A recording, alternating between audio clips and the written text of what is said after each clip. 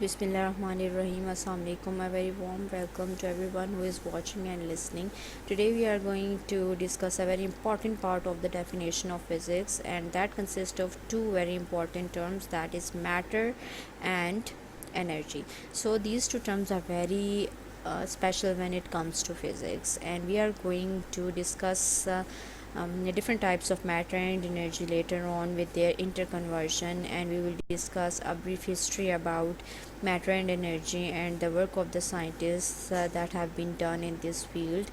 And then there is a very interesting part about the dark matter and dark energy that we have come to know recently, and there is a lot of work that physicists and scientists are planning to do in this field, and they are about to crack it, I hope very soon.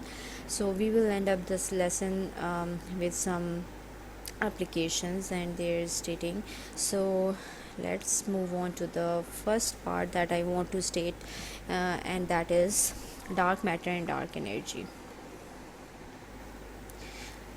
So scientists believe that the 96% of the universe is made up of dark energy and dark matter, and they are working so hard to crack this up, because they believe that only 4% of the universe is made up of the particles that have been known by today. So they are on their way to explore and to discover a very special type of particle that is basically the main composition of the dark matter. And we know that the dark energy is related to dark matter, and these two terms, basically dark energy and dark matter, they are responsible for the expansion. They do not interact with matter that we have known today, and they have a very specific properties that we are going to explore later on.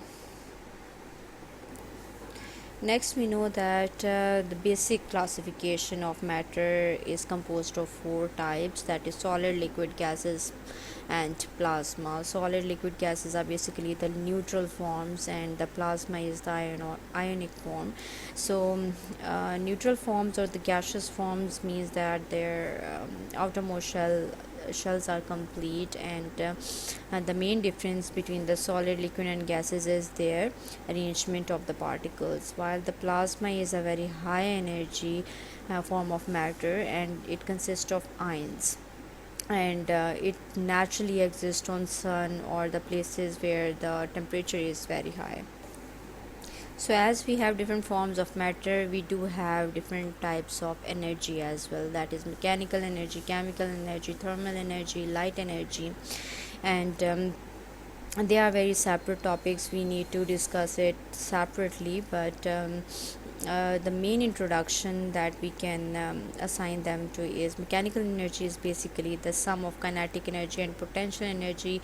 Kinetic energy is basically related to the linear motion or the linear motion of the body, and potential energy is basically related to the vertical motion of the body. You can say that it is related to the motion of the body with respect to its position. And chemical energy is basically, you can say that the energies that have some chemical form, and that may act as a chemical or fuel, and most of the times they produce electrical energy, or you can say that they are converted into electrical energy, heat energy, light energy. And then thermal energy, obviously thermal energy have different modes of transfer, and thermal energy is a very common type of energy, because most of the times and in almost all the energy conversions, we find it as a byproduct. So thermal energy is always there. So it is a very common type of energy that we experience at every place. And then there comes the light energy. Light energy is also associated with different properties, and light energy itself being studied with its interaction with matter basically. So yeah, these are a few forms of energy that we have known at the elementary, or you can say that higher secondary levels. So when we know that the matter have different forms and the energy have different types, so what is the definition of the physics? It is basically the study of matter and energy and their interconversion, that how can we convert energy into mass and mass into the energy. So there are different applications, or you can say that demonstrations that we experience, like growing of a plant, that it contains some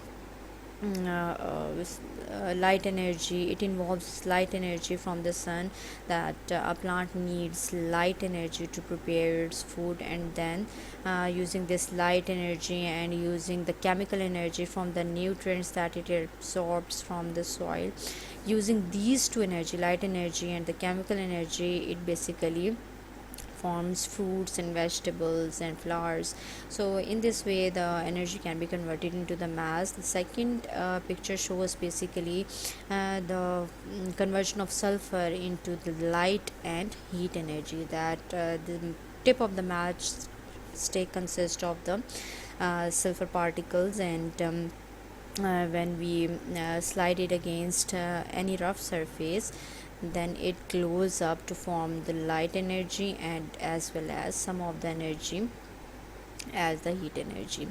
And a very basic example, or you can say that the example at the industrial level is is the example of basically a dam, a working hydro dam.